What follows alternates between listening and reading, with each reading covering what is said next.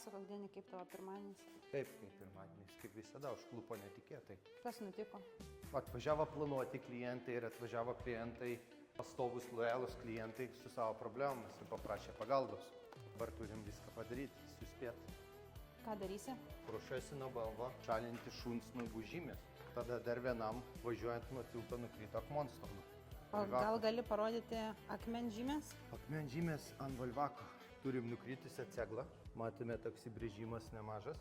Bet ir čia jos pašalinsim ir vėl teks padengti keramiką, nes automobilis visas buvo prieš tai dengtas keramika. O čia bičiulis paprašė Mazdą nuplauti pardavimui. Darbai smulkus, bet ir jie reikalauja laiko.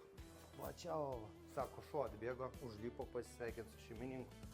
Ir štai turim čia ir čia nuo šuns defektų. Prieš 3 mėnesius šitas naujas bambukas buvo pas mus po nupirkimo paskendinti visą kėbalą keramikoje, apsaugoti.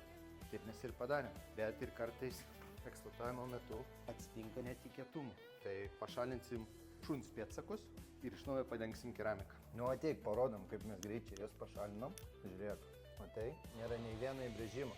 Jo, aš ir spėjau gologramas ištraukti. Liko keramika? Jo, dabar nusiriebalinsim viską ir turim grąžinti atgal paviršių su keramikinė danga. Tad po įbrėžimo šalinimo dengsime vėl keramikinę dangą. Bet dengsime tik vieną elementą.